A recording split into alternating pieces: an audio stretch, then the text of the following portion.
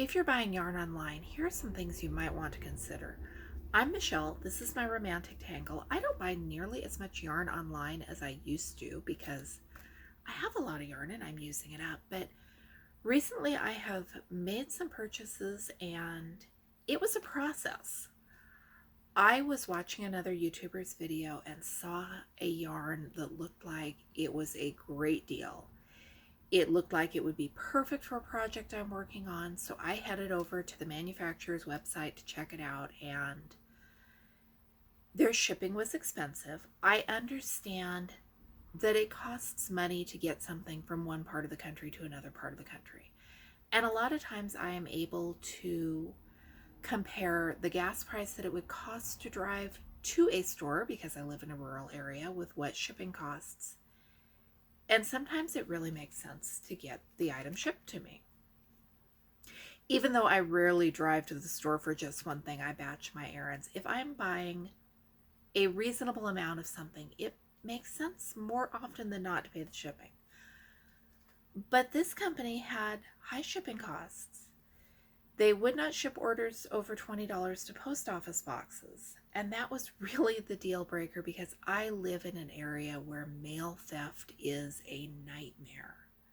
We don't get anything delivered to the house because odds are if I come home, my mailbox is going to be hanging open and somebody was in there when I wasn't looking. So we have a P.O. box that should solve the problem, except for companies that won't ship to a P.O. box.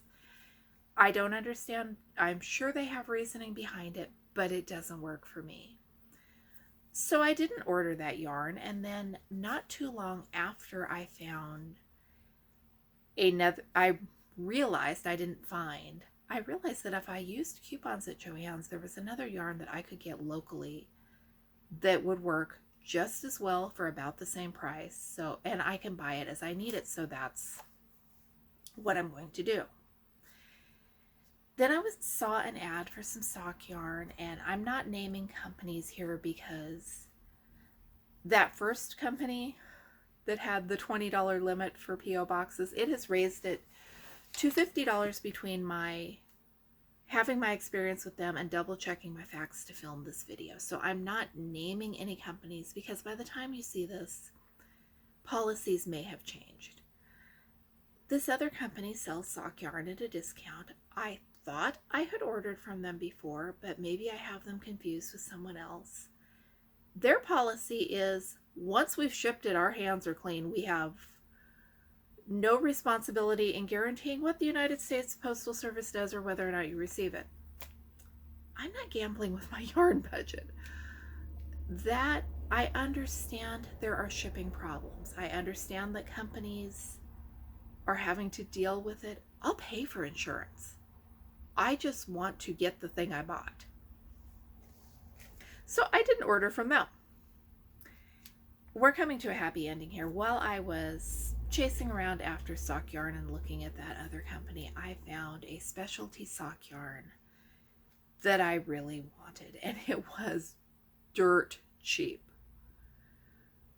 But so $6 worth of yarn to make a pair of socks, but then $10 worth of shipping costs for that $6 worth of yarn. And again,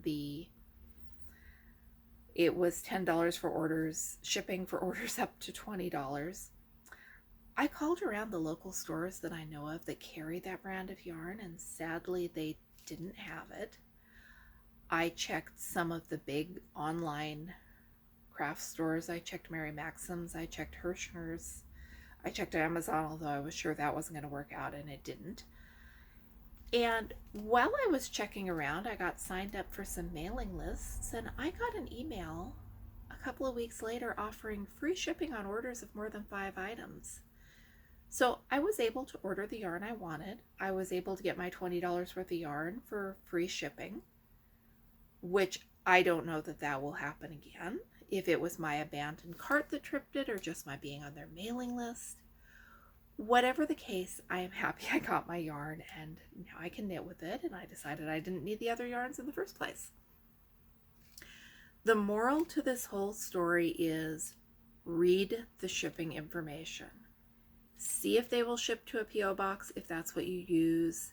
See if there's what the rates are and if that is something you are comfortable with.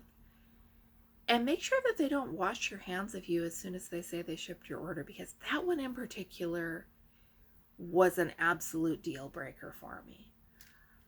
Like I said, I don't order as much as I used to in the past. I have never had a problem getting yarn that I ordered. I did have some from Knit Picks that went missing. And I did another time from Knit Picks have a package of books that I think an elephant stomped on it in transit. Both times the company made it right. They replaced the missing order and everything was happily ever after. But make sure that your expectations align with the company's policies. Let me know if you order stuff online. Let me know how your experience has been. We've been looking at some car parts, and the lightweight, small car parts, like little tiny things, the shipping rates are just exorbitant. Like I said, I understand it costs a lot to get from point A to point B, and I would be happier buying it locally where I have the undamaged thing in my hand at the store. But stores don't carry what they used to.